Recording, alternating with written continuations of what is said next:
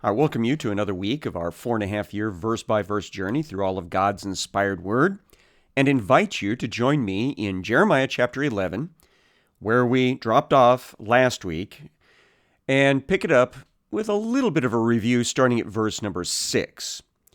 Remember, these are all words spoken and then eventually written down by the prophet Jeremiah, who is the last big-name prophet of southern Judah. And he's doing all of this in the early years of Jehoiakim, one of the last evil leaders of the kingdom of Judah. And so he has an awful lot to say from God to the people of southern Judah that they don't like, they don't want to hear. But he needs to be encouraged to speak these things anyway. And that's where we pick up in Jeremiah 11, verse 6. He who is said to me, proclaim all these words in the cities of Judah and in the streets of Jerusalem. Hear the words of this covenant and do them. For I solemnly warned your fathers when I brought them up out of the land of Egypt, warning them persistently, even to this day, saying, obey my voice. So God is, through Jeremiah, like as in previous prophets, reminding the people of their history, that generation after generation after generation since they came out of Egypt has declined to keep the covenant as they were supposed to. And so God has, in the past, invoked the negative portions of that covenant. And now he's about to invoke the worst part of the negative consequences of not keeping that covenant, which is sanctuaries are destroyed, cities are destroyed, people are killed, remnant is taken away into exile far from the promised land. So they are given the opportunity in this last generation to make a free will choice to repent. Even though God knows that they're not going to, as a large portion, take him up on that offer, the offer still has to be offered for free will to be a reality. So, obey my voice, God says, verse 8, yet they did not obey or incline their ear, but everyone walked in their stubbornness of his evil heart. Therefore, I brought upon them all the words of this covenant which I commanded them to do, but they did not. He who is said to me, a conspiracy exists among the men of Judah and the inhabitants of Jerusalem. Now, keep in mind what a conspiracy is. It's all about an agreed upon plan of two or more people to basically subvert what is the right thing. And so we've got the people of Judah and the inhabitants of Jerusalem are involved in conspiracy against God. Verse 10, they have turned back to the iniquities of their forefathers who refused to hear my words. They've gone after other gods to serve them. The house of Israel and the house of Judah have broken my covenant that I made with their fathers. So God reminds them in this period that the northern kingdom's already gone into exile for their choices. And now this kingdom, the southern kingdom, is about to also pay the penalty for their sin. Though they cry to me, I will not listen. The cities of Judah and the inhabitants of Jerusalem will go, and they'll cry to the gods to whom they've made offerings, but they cannot save them in the time of their trouble. So they can do all the crying they want to their false gods and goddesses. That's not going to do them any good. Verse 13, for your gods have become as many as your cities, O Judah, and as many as the streets of Jerusalem are the altars you have set up to shame, altars to make offerings to Baal. So idols all over Judah. Every city pretty much has at least one idol. And apparently multiple altars throughout the different areas of the city of Jerusalem. And we already know that there's some that's been put back into the temple complex as well. Didn't matter that Josiah got rid of all that junk. It's all been brought in again under the leadership of his first and second sons who have been serving as king. Verse 14, therefore, do not pray for this people or lift up a cry or prayer on their behalf, for I will not listen when they call to me in the time of their trouble. So this is really sad that it's gotten to the point that God tells a righteous man, Jeremiah, don't even bother to talk to me about them. I'm done with them. I'm not going to listen to them when they beg me for mercy when the judgment starts falling on them. Verse 15, what right has my beloved in his house when she has done many vile deeds?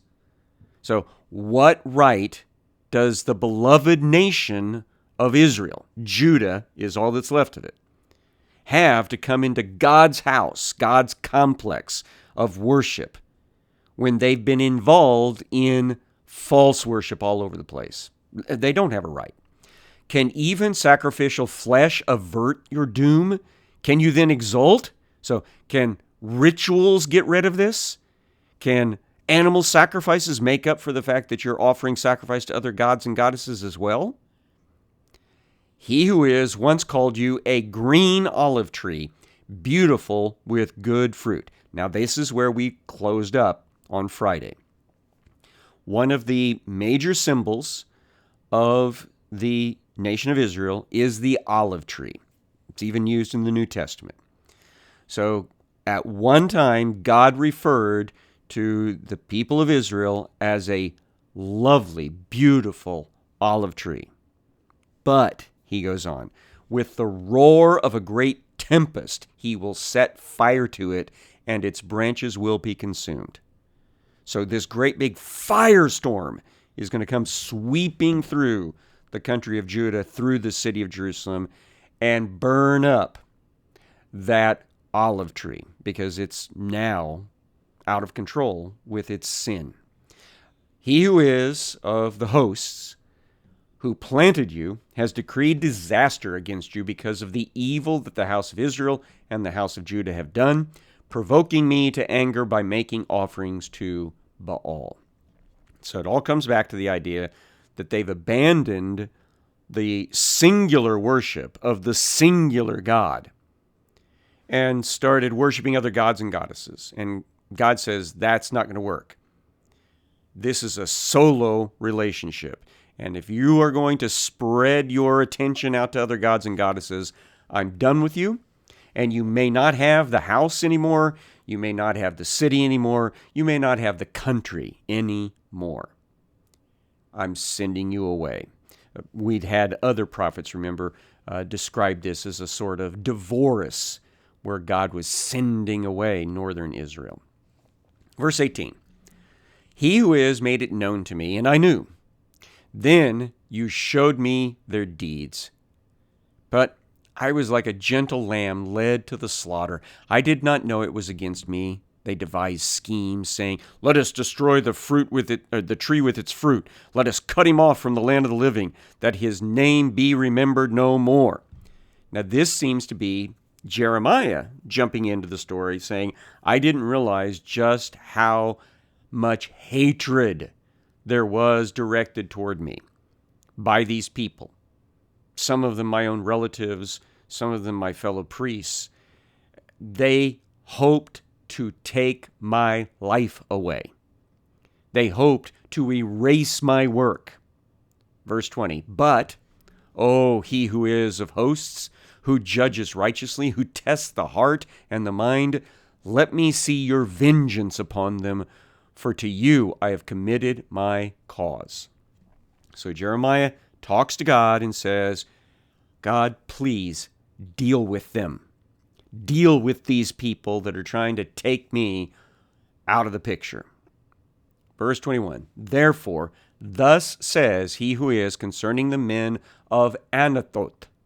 Now, Anathoth is a priestly town immediately north of Jerusalem. We're only talking about a couple of miles.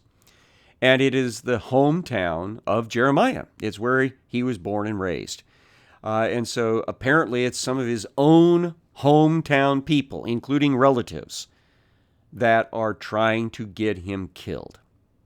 So this is what God says concerning the men of Anathoth who seek your life and say, "Do not prophesy in the name of he who is, or you will die by our hand.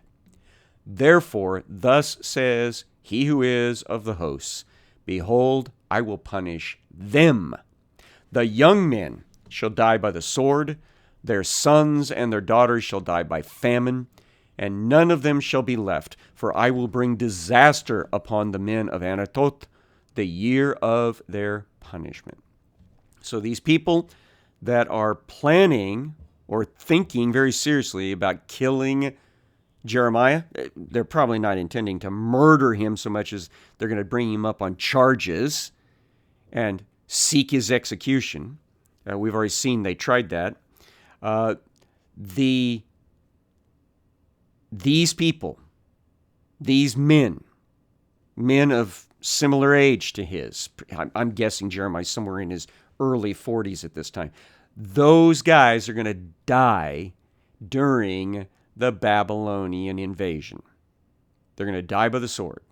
And then their families, they're going to die of starvation because of the siege that will take place when Jerusalem fails to follow God's directions through Jeremiah and surrender to the Babylonians.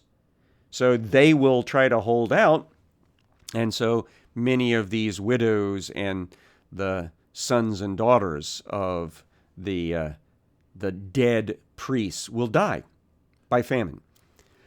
None of them shall be left, for I will bring disaster upon the men of Anathoth, the year of their punishment. Chapter number 12. Righteous are you, O he who is, when I complain to you, yet I would plead my case before you. So Jeremiah says, you're the righteous one, but I really want to lay this out here. Why does the way of the wicked prosper? Why do all who are treacherous thrive? So Jeremiah throws out there the thing that bothers so many of us. Why does it feel too often like bad people get away with it and have nice things happen in their lives, while good people, they have horrible things happen to them? Why? Why? Verse 2, you plant them and they take root, they grow and produce fruit. You are near in their mouth and far from their heart. So this is his complaint, that it almost seems sometimes as if God's being nice to them when they don't even worship him properly. They honor him with their lips, but their hearts are far from him. I believe that comes from Isaiah, who lived quite a few decades previous to Jeremiah's birth. But you, O he who is, know me. You see me. You test my heart toward you. So you know that I am one of the ones that lives the life that I profess. So he makes a request. Pull them out like sheep for the slaughter and set them apart for the day of slaughter. So he has what would be referred to here as an imprecatory psalm. We've seen these with David as well, where you want God to deal harshly with those that have been dealing harshly with you. How long will the land mourn, and the grass of every field wither? For the evil of those who dwell in it, the beasts and the birds are swept away, because they said, he will not see our latter end. So these bad guys think that they'll get away with it again. And so he's asking, Jeremiah is begging God, don't let them get away with it, especially in trying to kill me when I've been just telling them what you said. Verse 5. This is God's response to Jeremiah. If you have raced with men on foot and they've wearied you, how will you compete with horses? So Jeremiah, look, guy, you can't just jump into the middle of this thing and think that you know what needs to happen. You can't win in foot races against your people. How are you going to win against horses? If in a safe land you are so trusting, what will you do in the thicket of the Jordan? Now, what it's meaning here is if you're having a tough time just walking the streets, imagine what it's like to try to go through the brush that's grown up next to the Jordan River. It meaning times are going to get even tougher yet. For even your brothers and the house of your father, even they have dealt treacherously with you. They are in full cry after you. Do not believe them, though they speak friendly words to you. So God tells Jeremiah, look, even your closest family members, the people that share your bloodline intimately, your own brothers, you can't trust them. Verse 7, I have forsaken my house. I have abandoned my heritage. I have given the beloved of my soul into the hands of her enemies. This is God talking about what's happening with Jerusalem and with Judah. God loved Judah. God loved Jerusalem. God loved his temple. And yet he's handing that all over for judgment to the Babylonians. My heritage has become to me like a lion in the forest. She's lifted up her voice against me. Therefore, I hate her. Is my heritage to me like a hyena's lair? Are the birds of prey against her all around? Go, assemble all the wild beasts, bring them to devour. So again, more judgment talk here. Many shepherds have destroyed my vineyard. They've trampled down my portion. They have made my pleasant portion a desolate wilderness. So shepherds here stands for the human leadership in the southern kingdom of Judah. They've already ruined everything for God. They have made it a desolation, desolate. It mourns to me. The whole land is made desolate, but no man lays it to heart. So nobody seems to care that things are really screwed up. Upon all the bare heights in the desert, destroyers have come. For the sword of he who is devours from one end of the land to the other. No flesh has peace. They have sown wheat and have reaped thorns. They've tired themselves out, but profit nothing. They shall be ashamed of their harvest because of the fierce anger of he who is. So again, more of the same. Judgment is coming, and it is at God's direction. Thus says he who is concerning all my evil neighbors who touch the heritage that I've given my people Israel to inherit. Behold, I will pluck them up from their land. I will pluck up the house of Judah from among them. And after I've plucked them up, I will again have compassion on them, and I will bring them again, each to his heritage and each to his land. Now, this is good news. There's not much of it, and it's got a lot of future until it comes to pass. But God says, I am going to have a righteous remnant that will get through all of this disaster. And to be quite honest, prophetically, they will get through future disasters that deal with the ethnic people of Israel. But when it's all said and done, God will have some of the ethnic descendants of Abraham, Isaac, and Jacob that will be back in the land. Now, the ultimate fulfillment of that will be what we call the millennial kingdom period. But they will come back before the Messiah shows up. And we know a lot of ethnic Israelis have come back to the land again in modern times out of all the horrors of the Nazi regime.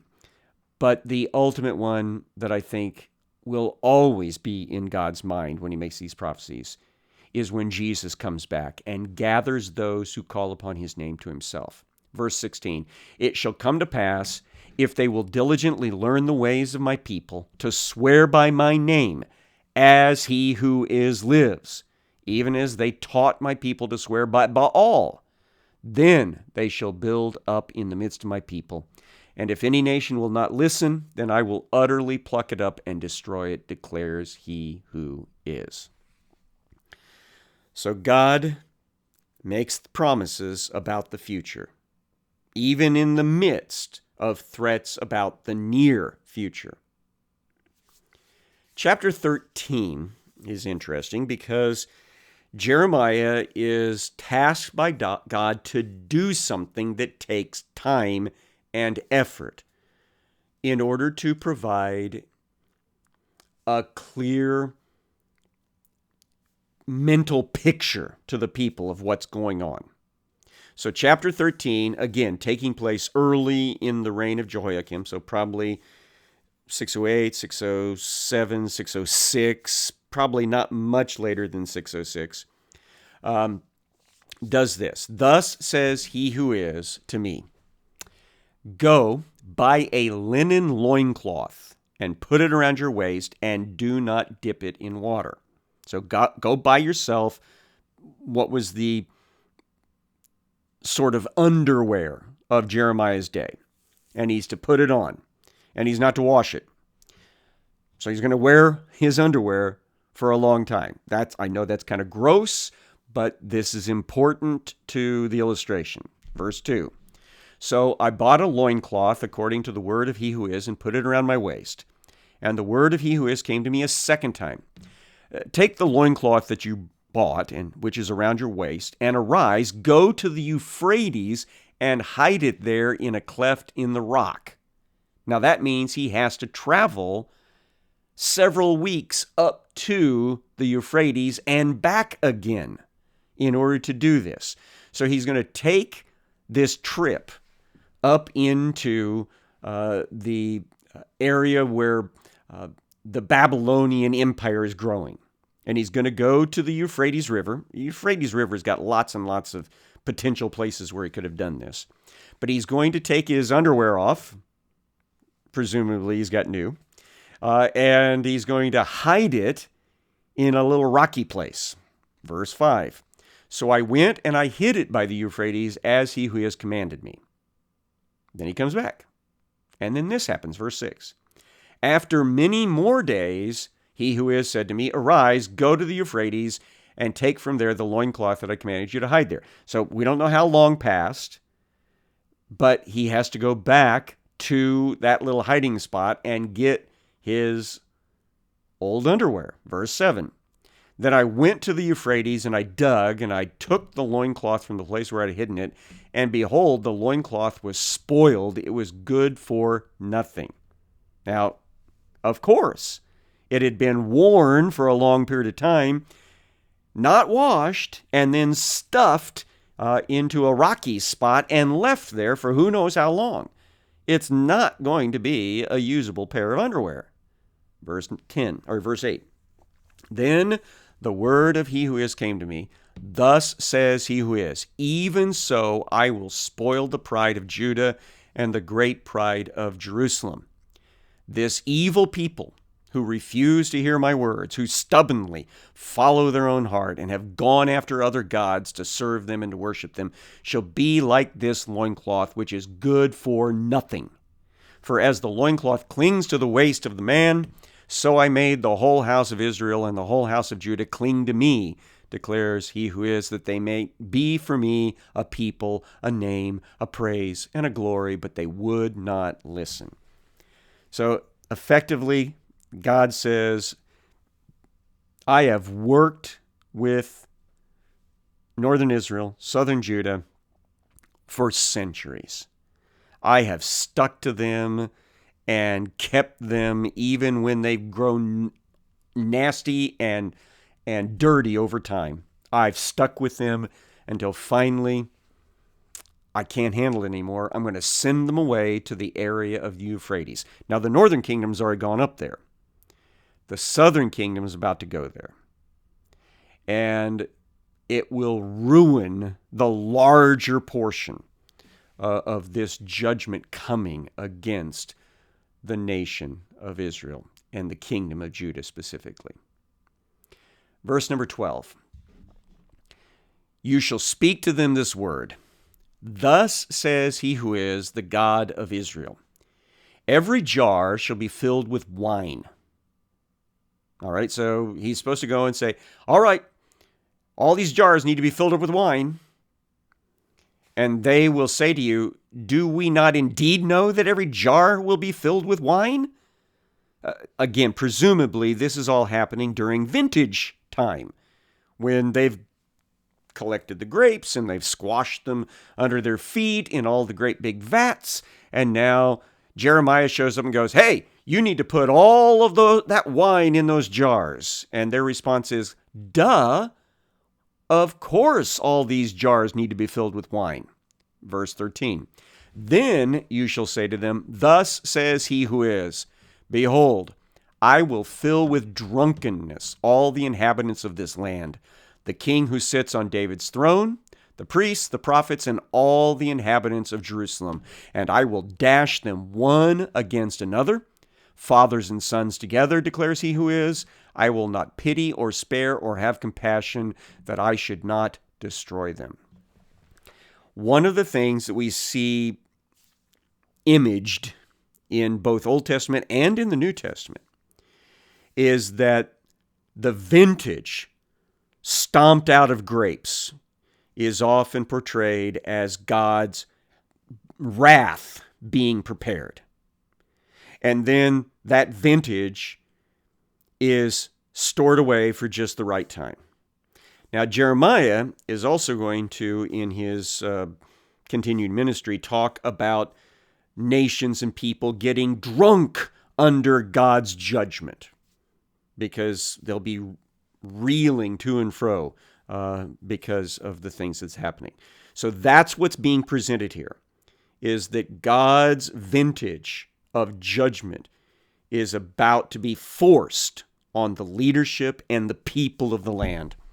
And they will reel around, stumble around, and fall into a dead drunk because of God's judgment over their sins. And so this is the sort of stuff that Jeremiah is trying to get the people to pay attention to and repent.